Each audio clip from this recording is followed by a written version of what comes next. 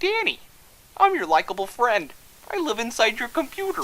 That's where I live. And now a word from our sponsor. Huh. I'm also the sponsor. Greetings, patients, and welcome to another episode of the Doc Docs. My name is Doc Hawk. This episode will be about one of the funniest people that I know.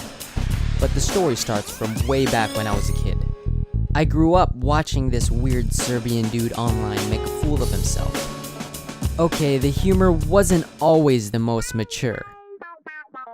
Have you ever known anyone to pick their ear, nose, or ass and not look at their finger? It's quite impossible. My name is Daniel, although your mother probably calls me Big Daddy, and for good reason, because I have a giant imagination. Milk sacks are where we get the milk from. You can't just grab and squeeze the milk sacks. You gotta work it down. Excuse me, do you know why I pulled you over? Cause the devil lives inside me. Yes, this is my. But his energy, weirdness, and nuggets of pure intelligence really shaped me and kept me entertained during tough times. Where am I? It's kind of like the new Who Am I? Because so often we allow our surroundings to define who we are. Where you live, or where you are, is kind of a part of who you are. So when you ask me where am I, what you're really asking is, who am I? Who am I and what do I do?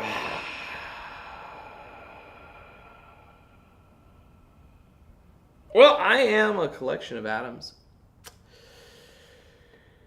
compiled and composited in such a way that consciousness was born in my brain, and that consciousness is, I would say, the universe.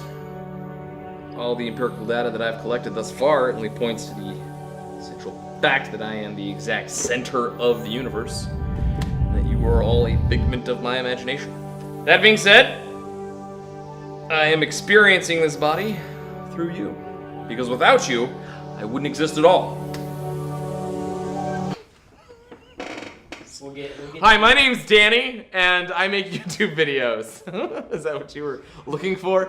Yeah. I just wanted to start existential and then reel it back to like who I really am.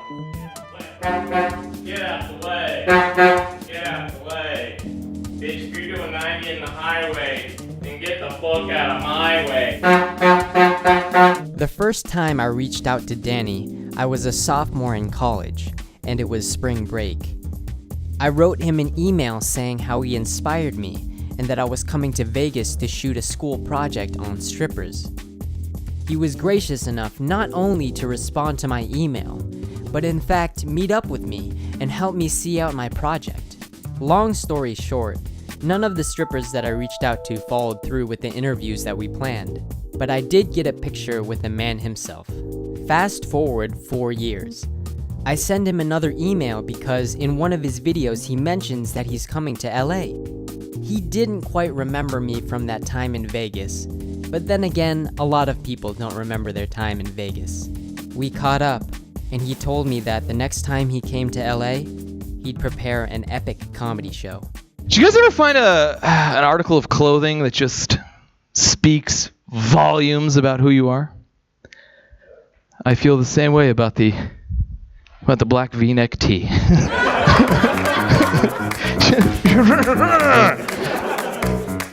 I've lived a long and exciting life.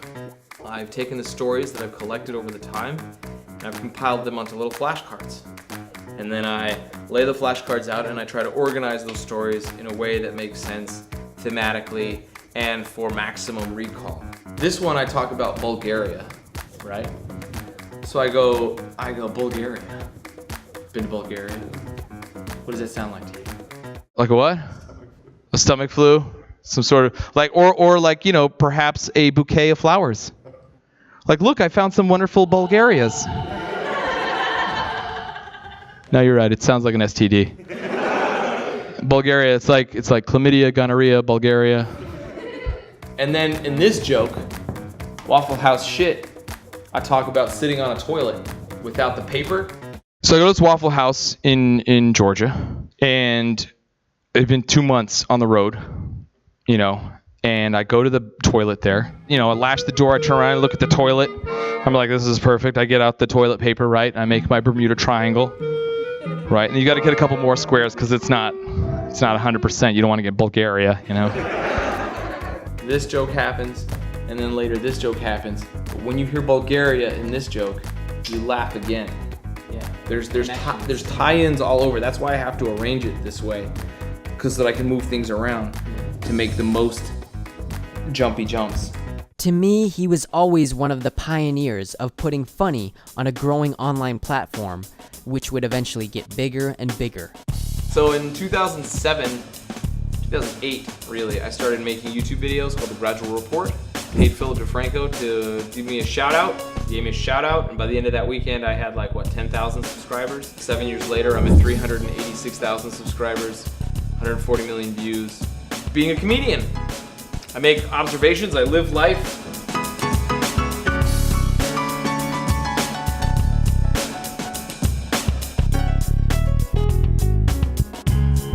You're at a urinal in a bathroom, and there's 4 urinals, and you pick the furthest one, and then some dude walks in, and he comes to the one right next to you, and you're just kind of really?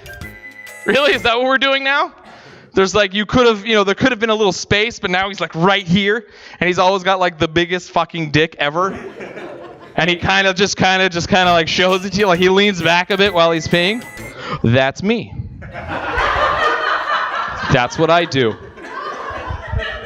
There was a guy, he's in the corner, and I'm just swear. Hey, buddy. How about them Lakers? Why do I do comedy? To make people laugh? To feel like God? You know? Because, when you make someone laugh, it's an involuntary muscle spasm. It's not something that they did. It's something you pulled out of them. So it makes you feel a little godlike in the sense that I controlled you, you know? I made you laugh. I have jokes that I tell, and I know I don't care who you are, where you're from. I say these words in this order, and you laugh. So it's almost like magic, you know? And that magic is addictive. It makes me feel better. It gives me a sense of purpose. It validates all of the hardship that I did have growing up without a dad and all that stuff. The mom's boyfriends and what have you. You just kind of you get through tough shit, and the way you deal with it is funny. And people find it funny. So one of the things that I found was interesting growing up Serbian that isn't translated into many other cultures is when your mom hits you, sometimes she'll make you go get the stick to hit you with. It's a sick thing. It's you're out in the forest, right? And you're walking around, and she's go, idi, uzmi šibice, šibice. And you're just okay, ma. And you go out there, and you're just this one will cut right through me. 2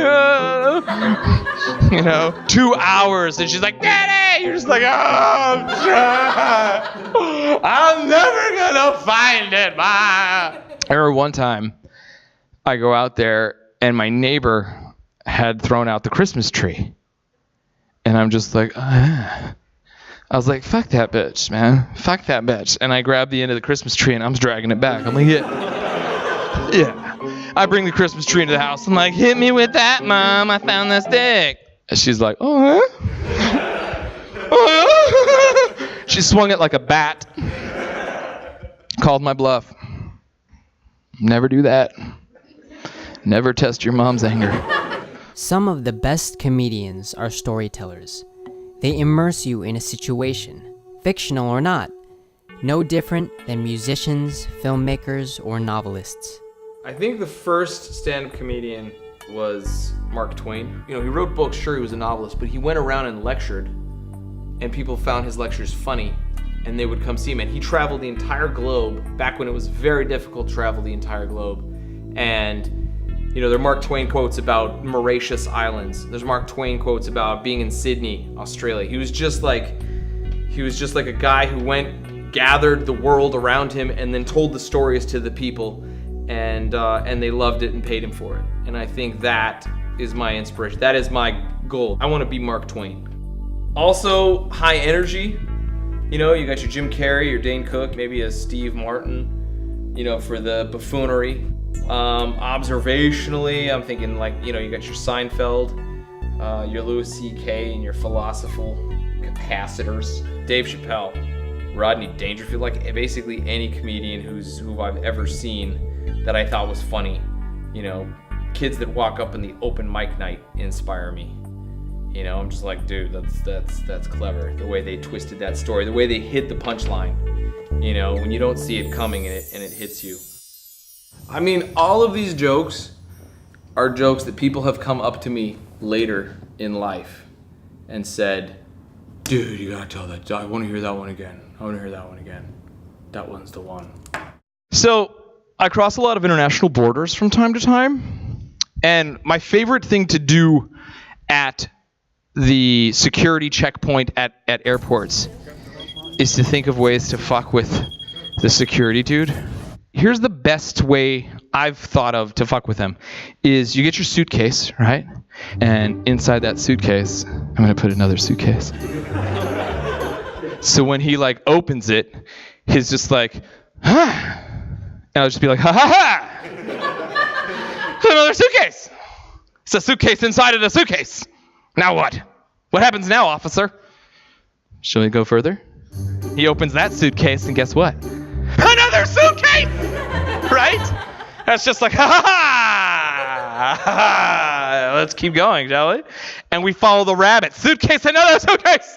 Officer, what's going on here? What's going on? You know?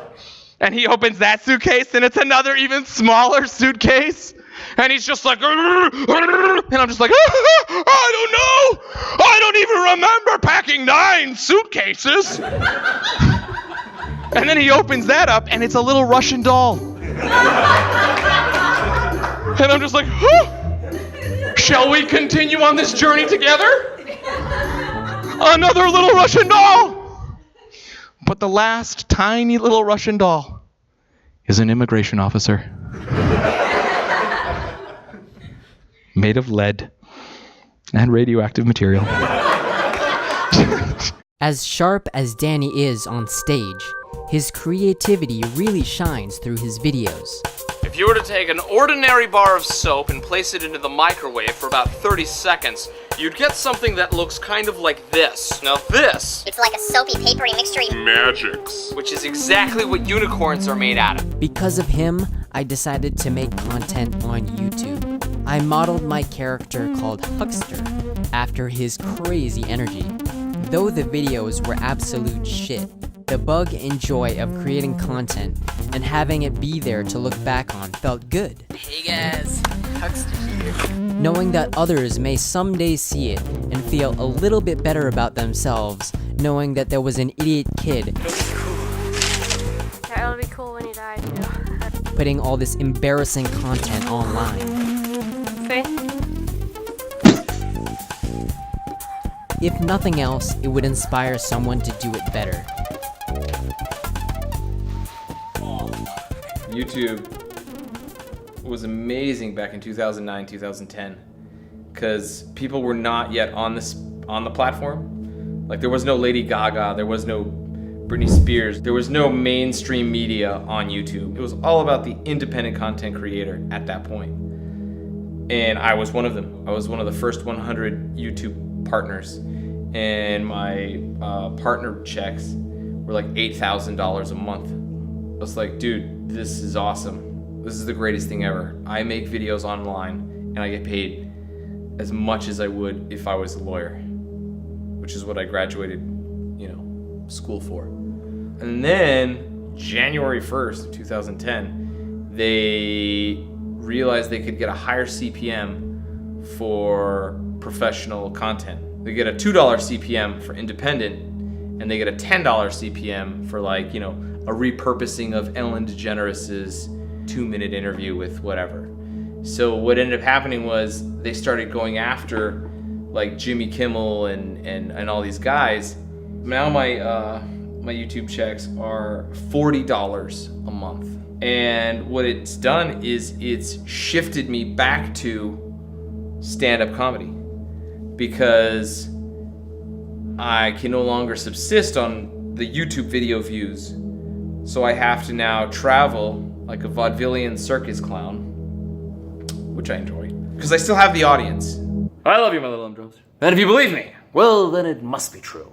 That hasn't changed. You know what I mean? So I go to a place, and with Facebook, I can say, hey, people in this town, come see me.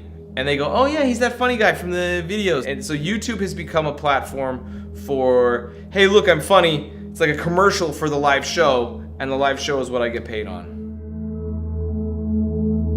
A live audience is instant gratification. You say a joke, they laugh, you are instantly gratified. Your brain immediately gets the dopamine. You immediately feel high. It is the greatest high in the world. I'm a drug addict on stage, trying to get the laughter out of these kids. On the internet, I'm a drug dealer. I want the views, but it doesn't gratify me. The way I get gratified on the internet is when someone writes me an email. Like, I got an email once from this guy who was writing to me saying that his friend had just died of cancer, and that the last like 3 months he was in the hospital, and while he was doing the chemo, he would just watch my videos, and it was the only time he laughed.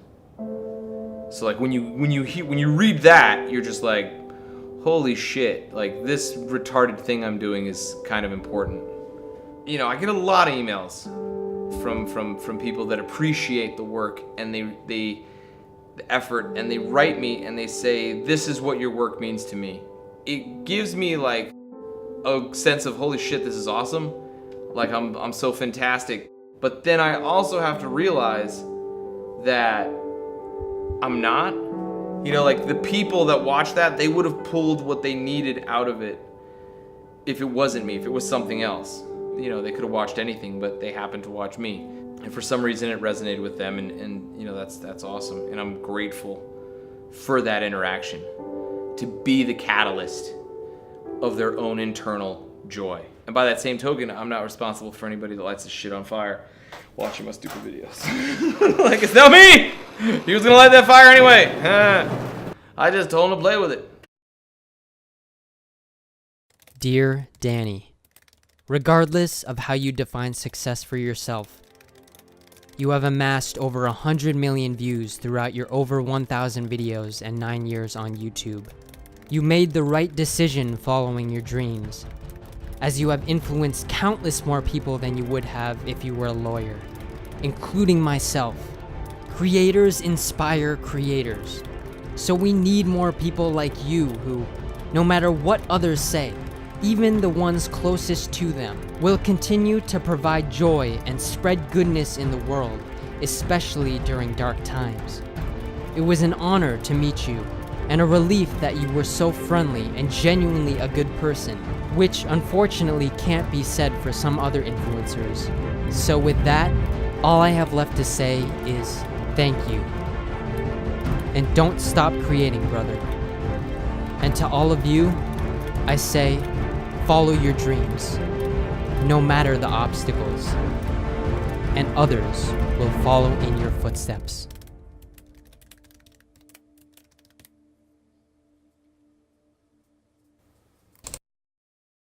Spontaneous, you ready? Ready? Green ball!